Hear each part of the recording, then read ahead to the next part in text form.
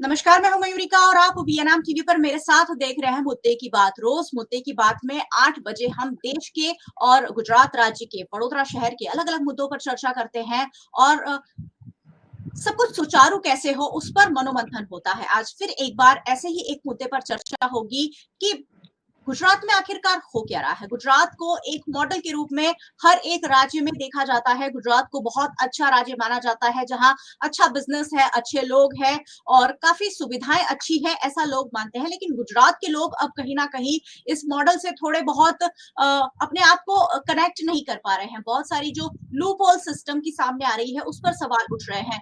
गुजरात में नकली ड्रग्स से लेकर नकली दवाइयां, नकली स्कूल, नकली अधिकारी, नकली कोर्ट, इस तरीके की बार बार चीजें सामने आ रही है। यहाँ पर दुर्घटनाओं का दौर लगातार जारी है। 5 साल पहले हुआ तक्षशिला कांड हो या हरणी का बोट कांड हो, राजकोट में गेम जोन में जो अग्निकांड हुआ, इस तरह की बहुत सारी घटनाएं उन्होंने गुजरात के सिस्टम पर सवाल उठा दिए हैं। गुजरात सरकार हर एक बड़े कांड के बाद पॉलिसी बनाती है, लेकिन उस पॉलिसी का अमलीकरण कैसे होगा ये किसी को नहीं पता होता है। हाल ही में अहमदाबाद का जो ख्याति हॉस्पिटल का कांड हुआ है उस पर भी पूरे देश ने चर्चा की है कि आखिरकार ऐसा कैसे हो सकता है। चंद मुनाफे की लालच में कोई जान के साथ कैसे खिलवाड़ हो सकता है। और जब सिस्टम पर सवाल उठता है तो सिस्टम सीधे सीधे सरकार से जुड़ी हुई होती है और इसलिए सरकार पर सवाल उठना लाजमी है। लोकसभा 2024 के जो चुनाव थे उस पर भारतीय जनता पार्टी को गुजरात में एक झटका तो लगा ही था, लेकिन अब भारतीय जनता पार्टी इस सिस्टम को सुचारू रूप से चला पा रही है कि नहीं, नहीं चला पा रही है तो क्यों नहीं चला पा रही है और आखिरकार ये सब ठीक कैसे होगा। गुजरात भी फिर से एक बार ऐसा राज्य कब बनेगा। यहाँ यूपी बिहार की जैसे हत्याएं हो रही है, आप सोचिए एक पुलिस अधिकारी अगर कॉलेज के स्टूडेंट की हत्या कर सकता है तो फिर आम आदमी यहाँ सेफ नहीं है। आज इसी मुद्दे पर चर्चा के लिए कुछ खास मेहमान हमारे साथ जुड़े हैं। सबसे पहले आपको उन सबसे मिलवा देती हूँ और उन सबसे ये सब सवालों के जवाब में जानने की कोशिश करूंगी जो हर गुजरात के नागरिक के मन में चल रहे हैं। हमारे साथ कांग्रेस पार्टी की ओर से हर्ष सोनी जुड़े हैं। हर्ष भाई, बहुत बहुत स्वागत है आपका। हमारे साथ पॉलिटिकल एनालिस्ट के रूप में प्रशांत गढ़वी जी जुड़े हैं। प्रशांत जी, बहुत बहुत स्वागत है चर्चा में आपका। और हमारे साथ as a social worker doctor Rahul Vyas जुड़े हैं। राहुल भाई, आपका भी बहुत बहुत स्वागत है। धन्यवाद। राहुल भाई के बारे में एक छोटी सी जानकारी और दे दूं। लोकसभा 2024 में उन्होंने वडोदरा से कंटेस्ट भी किया था, इंडिपेंडेंट कंटेस्ट किया था, क्योंकि सिस्टम के खिलाफ आवाज उन्हें उठानी थी।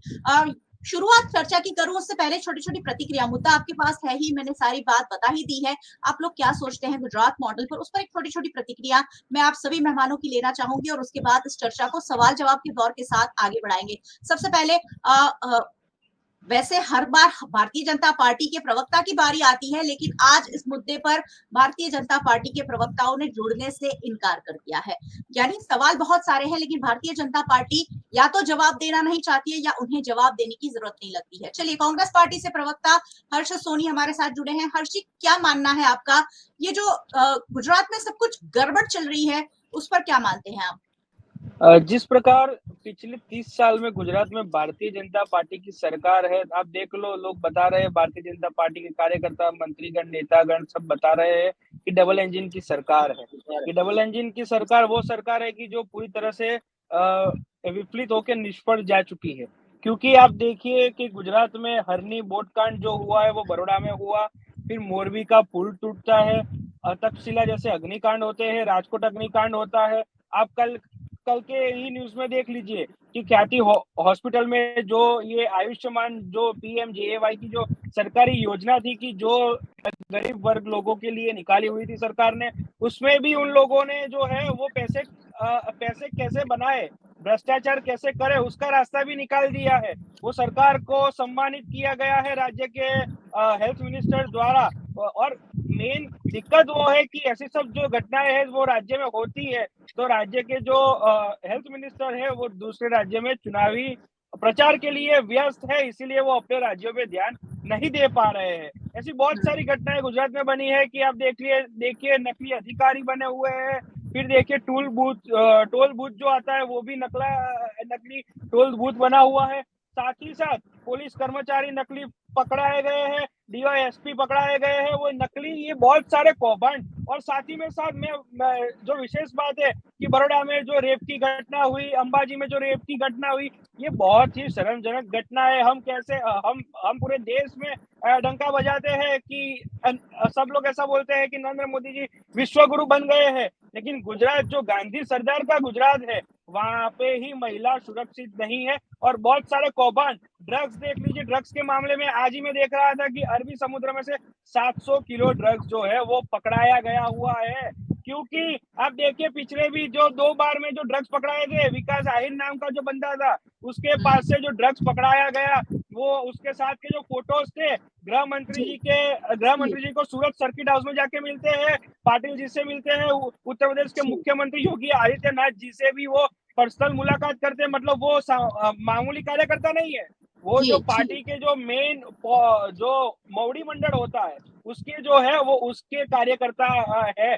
तो आप देखिए, ऐसे ऐसे कार्यकर्ताओं भी भारतीय जनता पार्टी की रहम, उनके हाथ, उनके आशीर्वाद इन सब अपराधियों पे है। और मैंने पहले भी कहा है, कोई भी इनलीगल काम करना हो, उसका हफ्ता कमलम तक पहुंचे तो उसको लीगल का टैग है, वो कमलम पार्टी के कार्यालय में से चिपका के ही देते हैं।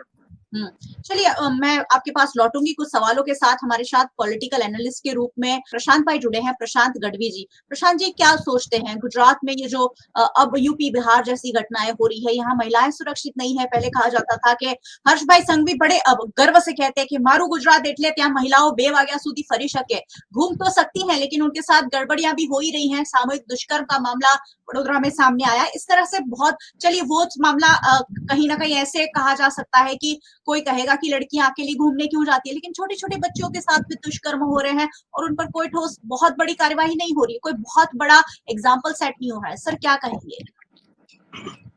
एक समय था जब मोदी जी ने खुद अनाउंस किया था हिंदुस्तान में सब चंगा, तो ठीक उसी तरह गुजरात में सब चंगा। मतलब चंगा मतलब क्या कि गुजरात में कुछ है ही नहीं, मतलब सब कुछ चंगा। कोई एक ओपन लैंड होती है जिसमें आप बोलते हो क्या है, अरे बहुत बढ़िया लैंड है। अगर लैंड के ऊपर कुछ इंफ्रास्ट्रक्चर डेवलप होता है तो आप बोल सकते हो कि इसमें ये लूप होल्ड है, ये लूप होल्ड है, लेकिन ये तो ओपन ग्राउंड है तो ब्यूटीफुल ही दिखेगा। तो ठीक उसी तरह गुजरात में पूरा एक ओपन लैंड वैक्यूम क्रिएट हो चुका है।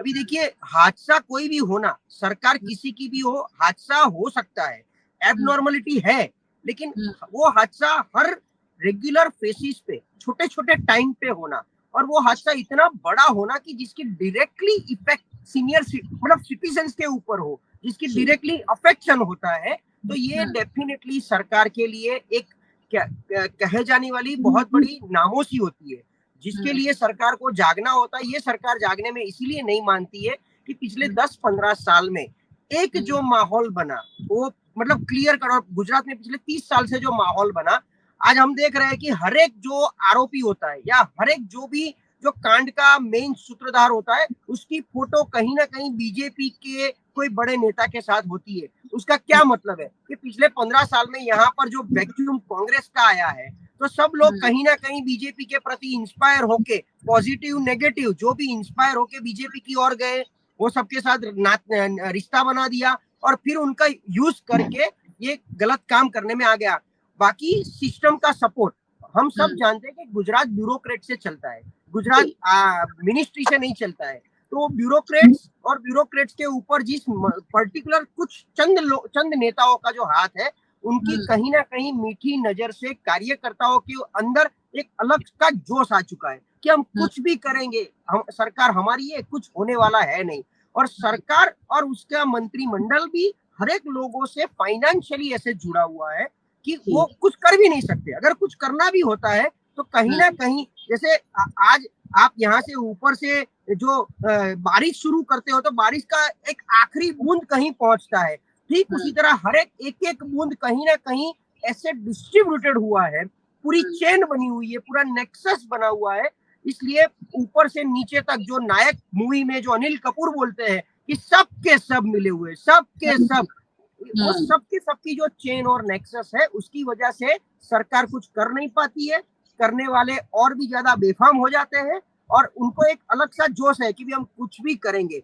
आज तक आप मुझे बताइए, इतने कांड हुए, एक नेता आज राजकोट की बात करूं, मैं बड़ौदा में हरणी कांड हुआ, चलो वो उसमें कहीं तंत्र सिर्फ मतलब प्योरली एडमिनिस्ट्रेटिव विंग ही रिस्पॉन्सिबल है, बट राजकोट में जो कांड हुआ है, जो फायर वाला जो कांड हुआ है, उसके अंदर हम देखें तो उसके जो लोकल जो स्थानिक जो इकाई है, नगर निगम है, उसके काउंसिलर, उसका बोर्ड मतलब उसका चेयरमैन, उसका मेयर, उसके कमिश्नर, वो सबका कहीं ना कहीं मिली भगत है और वो जिम्मेदार है, बट फिर भी आज तक उसके ऊपर कोई भी एक्शन लिया नहीं गया है। ये क्लियर कट दिखाता है कि कहीं ना कहीं सरकार सबको बचाने में लगी है।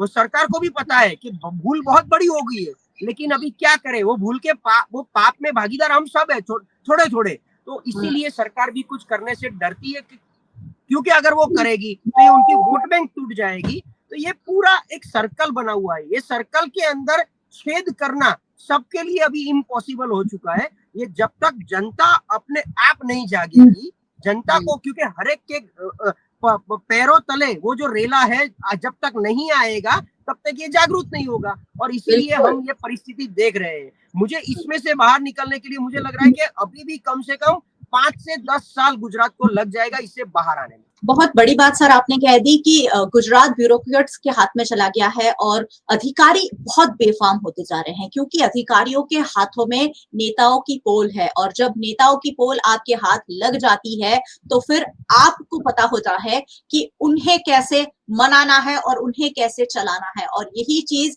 गुजरात के नागरिकों को बहुत ज्यादा कहीं ना कहीं अफेक्ट कर रही है। डॉक्टर राहुल व्यास हमारे साथ जुड़े हैं। सर, क्या मानते हैं, सरकार की ये जो लूप होल्स हैं उस पर क्या प्रतिक्रिया है आपकी? ये सरकार की लूपहोल ने पूरा सिस्टम ही गड्ढे में डाल दिया है। अगर आप सही में देखो तो हर इलेक्शन से पहले हर किसी को लगता है नहीं इस बार बदलाव आएगा, चेंज आएगा, बट रिजल्ट जब आता है ना तो हमारे लोगों के विचार से परित आता है। क्यों आता है? क्योंकि सारे लोग सरकारी कर्मचारी को ही आप इलेक्शन ड्यूटी देते हो। वो सरकार के लोग, यानी आपको मैं एक एग्जांपल दूं, आप खुद अगर आपके टीवी चैनल के ओनर के अगेंस्ट काम करोगे तो आपको चैनल में कौन रखने वाला है? तो वैसे ही कलेक्टर अगर सरकार के अगेंस्ट काम करेगा तो उसको कलेक्टर कौन रखेगा? राजकोट कांड ले लो, अभी रिसेंटली बड़ौदा का कांड ले लो, रिफाइनरी वाला, आप आज का ही न्यूज है, अंजलि हॉस्पिटल ले लो जहां आयुष्मान कार्ड के लिए खाली ऑक्सीजन के मास्क पहना के फोटो लिया जा रहा है। अभी तक मुझे याद नहीं कोई एक्शन लिया गया हो। ख्याति का तो बहुत बड़ा फेमस है, पर ये सारे न्यूज आपको बता रहा हूँ, 4-5 दिन इलेक्शन रिजल्ट आएगा तब तक गुजरात को बाहर रखने के लिए है। जैसे ही महाराष्ट्र इलेक्शन का रिजल्ट आएगा सारे ये न्यूज चैनल से गायब हो जाएंगे। और ये सारे नेता, एक भी नेता कहने लायक है नहीं, क्योंकि नेता है ही नहीं हमारे पास। हमारे पास मोदी जी ने सिलेक्ट किए हुए पपेट्स है। जब मैं बोलता हूँ पपेट्स है, उसका मतलब एक आदमी जो बोले वो करे तो सही है, ना करे तो उसको कहाँ फेंक दिया जाता है पता ही नहीं चलता है। और पूरा बीजेपी, गुजरात की बात करें या इंडिया की बात करें, पहले मोदी जी का स्टेटमेंट था नेशनल लेवल पे 2014 में हम इंडिया को कांग्रेस मुक्त करेंगे।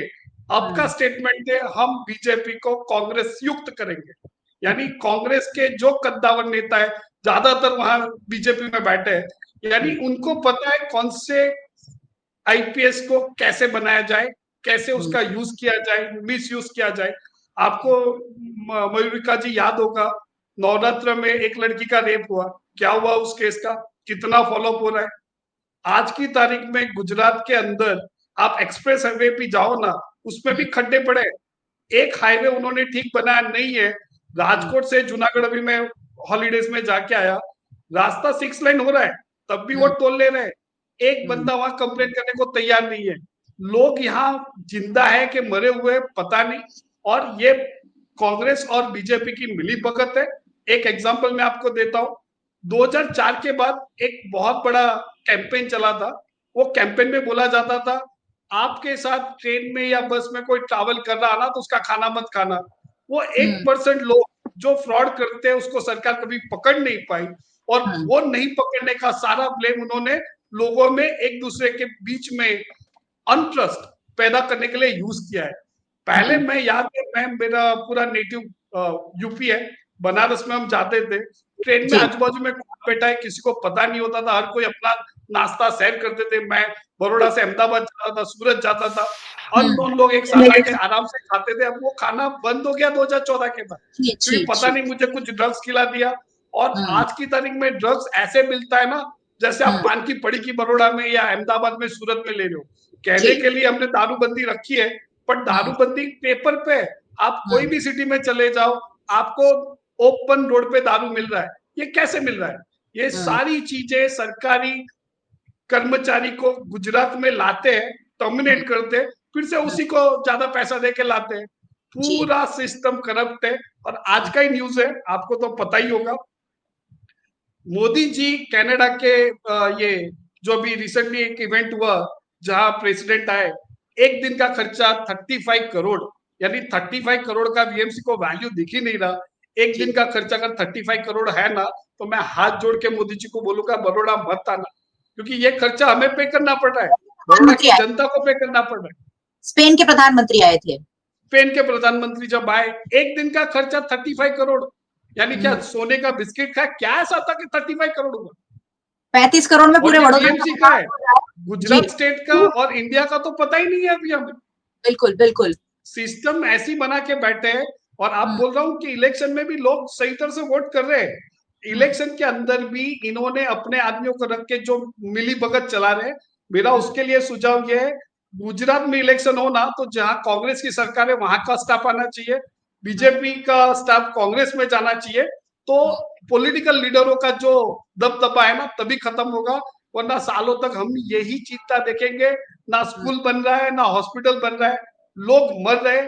कल का ही न्यूज मैंने देखा था शायद, कि अभी तो चीनी भी आपको राशन की दुकान में 50% का भी कोटा अवेलेबल नहीं है, तो गरीब लोग जाएंगे कहाँ? और इनको गरीब के नाम पे वोट लेना अच्छा लगता है, खाली माल। मैं आपको चैलेंज देके बोलता हूँ, जो 2020 से गुजरात में जितने MP MLA councillor IPS IAS आए ना, उनपे सुप्रीम कोर्ट के निगरानी में एक जांच होनी चाहिए। उन सबका अगर पैसा हमने ले लिया ना, इंडिया के एक भी बंदे को, मैं खाली गुजरात की बात कर रहा हूँ, इंडिया के एक भी बंदे को इनकम टैक्स देना ना पड़े, उतना इनकम ये लोग दबा के बैठे हैं। उसको क्या बोलोगे? बात है, बिल्कुल सही बात है, और बहुत सहमत हूँ कि बहुत ज्यादा भ्रष्टाचार और करप्शन हो रहा है। और गुजरात में तो करप्शन, अब ये सारी बातें हम अलग अलग राज्यों में सुनते थे कि यूपी में ऐसा है, बिहार में ऐसा है, लेकिन अब गुजरात में तो यूपी और बिहार से भी खराब माहौल होता जा रहा है और सवाल लगातार उठ रहे हैं। मैं उठा रही हूँ, आप सब उठा रहे हैं, लेकिन उसका जवाब भारतीय जनता पार्टी देना नहीं चाहती है। हमारे साथ कांग्रेस के जो सहयोगी है उन पर भी बहुत सवाल उठते हैं, क्योंकि एक विपक्ष, मजबूत विपक्ष की भूमिका निभाने में कहीं ना कहीं थोड़े से असफल जरूर गुजरात में दिखे हैं, क्योंकि 25-30 सालों से ये जो एक यंग जनरेशन है, उन्होंने तो कभी देखा ही नहीं कि वो शासन क्या हुआ करता था। हमने मोरारजी देसाई से लेकर आनंदीबेन पटेल, इवन केशुभाई पटेल, नरेंद्र मोदी जी की सरकार गुजरात में देखी है, जहां बड़ी बड़ी योजनाओं पर काम हुआ था। लेकिन जैसे ही नरेंद्र भाई गुजरात से जाते हैं और अपने साथ सारी योजनाओं के साथ साथ शायद उन्होंने यहाँ ध्यान देना ही बंद कर दिया या छोड़ दिया कि अब गुजरात में क्या हो रहा है, शायद उन्हें कोई फिक्र नहीं है। लेकिन कांग्रेस पार्टी क्या कर रही है गुजरात में? हर्ष भाई हमारे साथ है। हर्ष, बताइए, एक मजबूत विपक्ष के रूप में आप लोग क्यों सक्षम एक विकल्प पैदा नहीं कर पा रहे? लोगों को पता है दिक्कत है, लेकिन लोग कांग्रेस पार्टी को चुन नहीं पा रहे हैं। उसकी वजह बताइए कि आप कैसे अपने आप को मजबूत करके जनता के बीच जाएंगे और ये सारे जो मुद्दे हैं उसे उजागर करेंगे ताकि जनता भी अवेयर हो।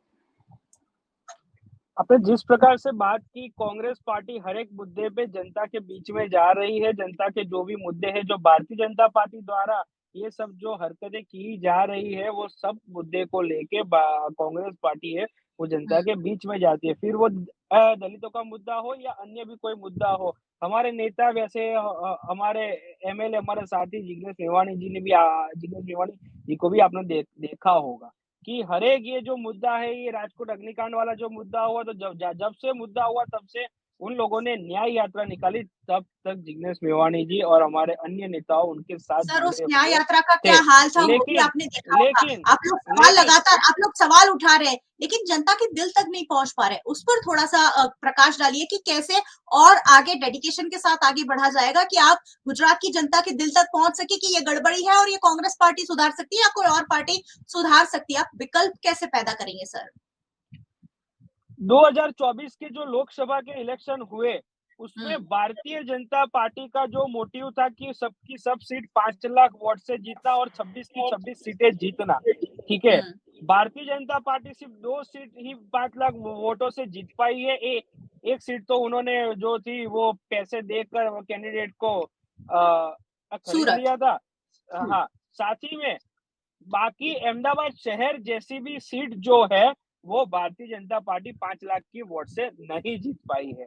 और साथ ही साथ अब गुजरात की जनता ने जो 2024 में गुजरात की जनता ने भारतीय जनता पार्टी को जो चाटा मारा है वो भारतीय जनता पार्टी हमेशा उसको याद रखेगी, क्योंकि ये जो अभिमान था, जो अहम था, जो घमंड उन लोगों का था, वो आज वो 2024 के रिजल्ट के बाद वो जो घमंड था वो टूट चुका था। क्योंकि जो गुजरात पिछले 30 साल में गुजरात में सरकार जो है वो भारतीय जनता पार्टी की है और 26 के 26 सांसद जो है वो भारतीय जनता पार्टी के थे। उसमें से एक जो सांसद थे वो ज्ञानीबेन ठाकुर जी वो हमारे कांग्रेस पार्टी से जीत के आए, तो उनका जो गढ़ जो वो बात कर रहे थे वो उनका वो अब उससे मालूम चलता है कि जनता उन लोगों के साथ नहीं है। बड़ौदा में जिस प्रकार से जो आपने हालत देखी, जो बारिश के कारण जो बड़ौदा में जो हर जगह ये सब माहौल बना हुआ था बड़ौदा के अंदर, लोग जो थे वो पिछले कितने सालों से बड़ौदा की जनता ने नरेंद्र मोदी का फेस देख के ही वोट किया है भारतीय जनता पार्टी को, लेकिन तो भी उनको आज ये जो तकलीफ है वो भुगतनी पड़ रही है। नरेंद्र मोदी जी भी खुद बड़ौदा से सांसद बने हुए थे, ठीक है, तो भी उन्होंने बड़ौदा का ध्यान नहीं रखा है, क्योंकि बड़ौदा के जो लोग जो पानी के कारण जो तकलीफ पड़ी, कोई भारतीय जनता पार्टी का कोई भी नेता हो वो बीच में लोगों के बीच में नहीं गया हुआ था, क्योंकि वो तो कब जाते हैं जब इलेक्शन आता है, जब वोट लेने होते हैं, तभी भारतीय जनता पार्टी के नेता जो है लेकिन फिर भी हर बार झोली वोट जरूर करेगा। ये शायद मयूरिका जी एक क्वेश्चन इनको पूछो हर्ष जी को। हाँ, पूछिए एक क्वेश्चन खाली इतना है कि आप इतना बड़ौदा के बारे में बोले हो, हर्ष जी मुझे बताओ काउंसिलर का इलेक्शन आने वाले, कितने बड़ौदा की काउंसिलर सीट आप जीतने वाले हो? बड़ौदा, अहमदाबाद, सूरत, बाकी छोड़ दो। आपको कितना लगता है कितना आप जीतोगे? ये हम रिकॉर्डिंग इलेक्शन के बाद फिर से सुनेंगे। राहुल जी जिस प्रकार से आपने बात की, देखो पिछले के आप इलेक्शन के रिजल्ट्स देख लीजिए कि जो राहुल भाई ने जो बात की है, लोगों को मालूम चल गया है, देश की जनता को मालूम चल गया है कि कांग्रेस पार्टी क्या है, कांग्रेस पार्टी का स्टैंड क्या है। हमारे नेता राहुल जी सर सीधा सवाल है, राहुल गांधी मैं जानता हूँ आप कितनी सीट काउंसिलर में जीतोगे, बीएमसी कितनी बीएमसी गुजरात में जीतोगे? आप सीधा जवाब दे दो ना, 1 जीतोगे, 10 जीतोगे, पूरा गुजरात जीतोगे। उस पे ही आ रहा हूँ राहुल भाई, मैं उस पे ही आ रहा हूँ।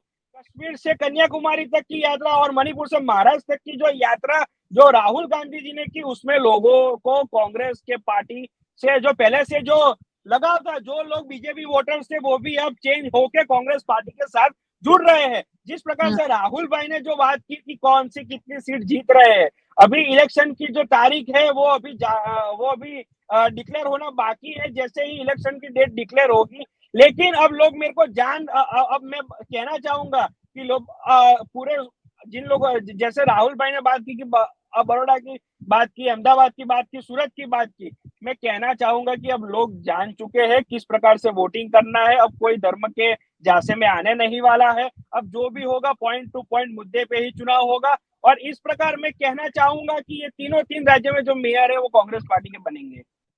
सर बात तो बड़ी करती है कांग्रेस पार्टी, लेकिन सफल कितनी होती है उस पर जरूर नजर बनी रहेगी। 1 आध साल और है, कांग्रेस पार्टी को और मजबूत बनकर उभरना चाहिए। हमारे साथ प्रशांत जी लगातार बने हुए हैं। प्रशांत जी, भारतीय जनता पार्टी ठीक नहीं कर रही है, ये तो सब जानते हैं, लेकिन फिर भी गुजरात की जो नागरिक हैं उन्हें एक अच्छा विकल्प नहीं मिल रहा है शायद, और इसीलिए फिर एक बार मोदी सरकार काफी वक्त यहाँ रिपीट हो गई, सालों साल रिपीट हो गई। सर आपको क्या लगता है गुजरात के जो नागरिक हैं क्या कर सकते हैं, कैसे अपने वोट का हिसाब मांग सकते हैं?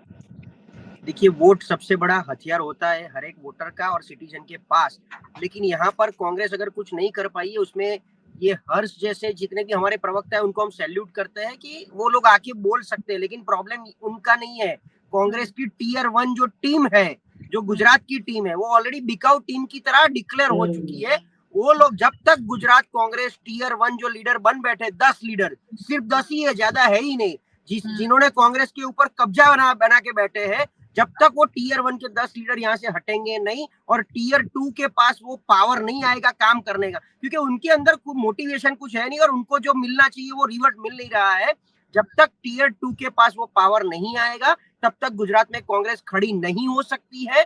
ये बात हम हर जगह कर चुके हैं कि अभी टीयर 1 को रेस्ट लेने का या उनको वीआरएस देने का टाइम आ चुका है। वो ऑलरेडी एक बिकाऊ टीम या बीजेपी की बी टीम की तरह काम कर रही है कांग्रेस में बैठ के, और दिल्ली में बैठे हुए काफी सारे पुराने कांग्रेस के हाई कमांड कभी भी इच्छते ही नहीं थे कि गुजरात में कांग्रेस की सरकार बने, और इसीलिए ये परिस्थिति का निर्माण हुआ है।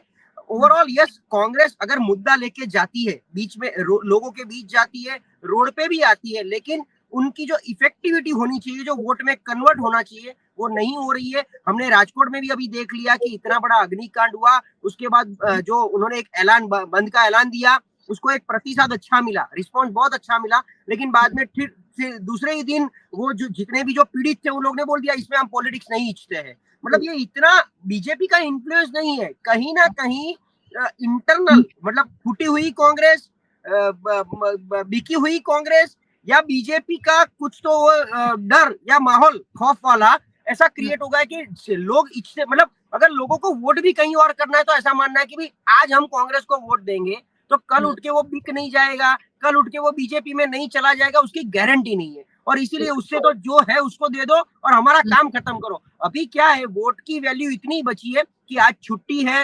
वोटिंग डे है और मुझे वोट करना है, किसी को देना है तो जिसको है उसको दे के छूट जाओ, बाकी फिर 5 साल हम सिर फोड़ेंगे, माथा कुटेंगे। लेकिन सोशल मीडिया पर पोस्ट करनी है, बस वोटिंग की इतनी महत्ता रह गई है। बस बस बस ये उंगली ऐसे दिखानी है, बस और कुछ नहीं करना है।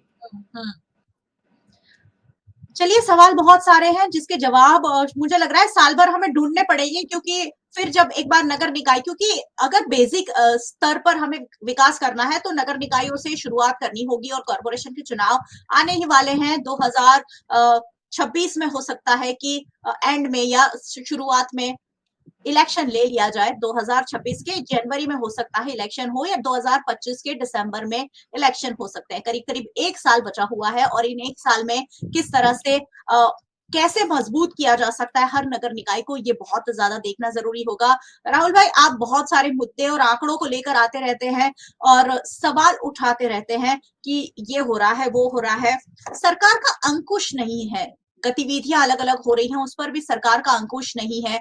सरकार कैसे कंट्रोल कर सकती है, अधिकारियों पर कैसे कंट्रोल कर सकती है, सिस्टम जो खराब होता जा रहा है उस पर कैसे यकीन कर सकती है?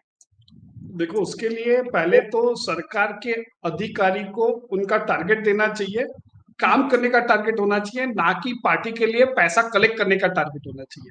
आज की तारीख में बोला जाता है गांधीनगर में जितने भी नेताओं के सेक्रेटरी बैठे, उनका टारगेट पार्टी फंड के लिए और नेताओं के लिए दिया गया है।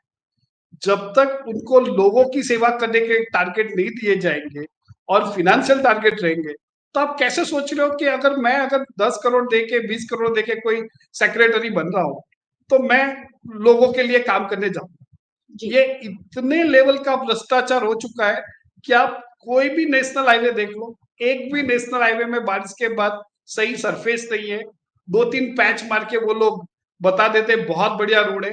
उनको हर साल आपका टैक्स बढ़ाना है, पेट्रोल रेट बढ़ाना है, एक रोड के लिए एक आम इंसान 3 टैक्स देता है। आपको पता है कि नहीं पता नहीं, आप जब पेट्रोल या डीजल या एलपीजी भराते हो तब 30% टैक्स लिया जाता है रोड के लिए। आप जब परचेज गाड़ी करते हो तब आपको 1 टाइम रोड टैक्स दिया जाता है, 3rd टाइम आपसे टोल लिया जाता है। 3 टैक्स देने के बाद भी एक अच्छा रोड मिले, ऐसा अगर हम मानते हैं ना तो हम उसमें गुनहगार है।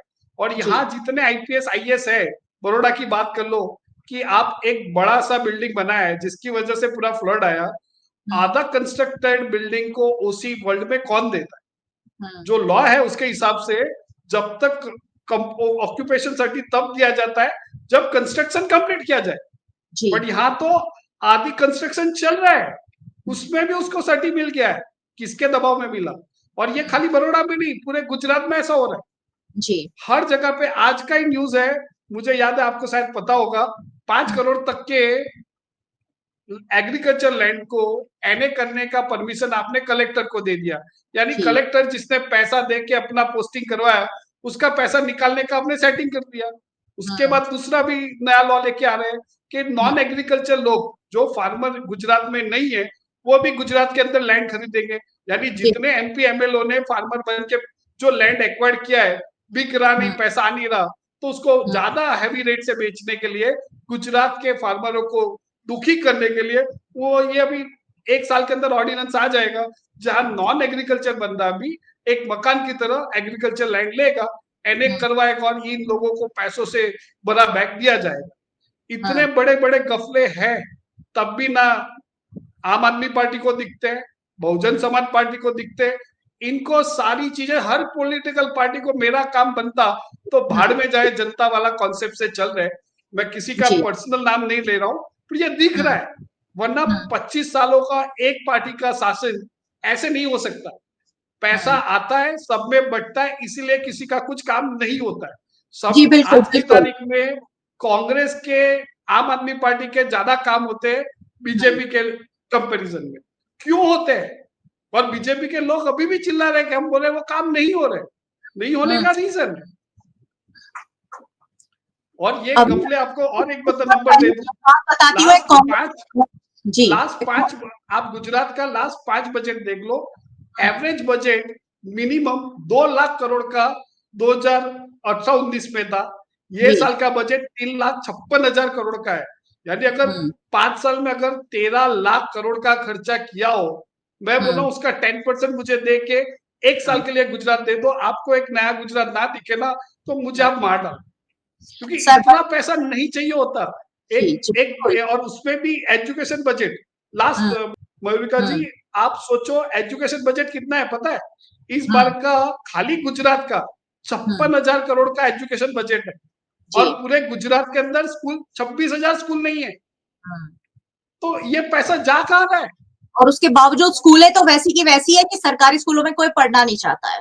नहीं, उसके वो जानबूझ के नहीं कर रहे। जितनी प्राइवेट स्कूल है अगर उसका ऑडिट होगा, आपको कहीं ना कहीं वो पॉलिटिकल पार्टी बीजेपी को फंड देता ना निकले तो मैं मेरा नाम बदल दूं। सारी प्राइवेट स्कूलों की चेन, हॉस्पिटल, ये क्यों बड़ौदा की बात कर रहे हो, बड़ौदा में क्यों नया कोई हॉस्पिटल नहीं, गवर्नमेंट हॉस्पिटल क्यों नहीं है?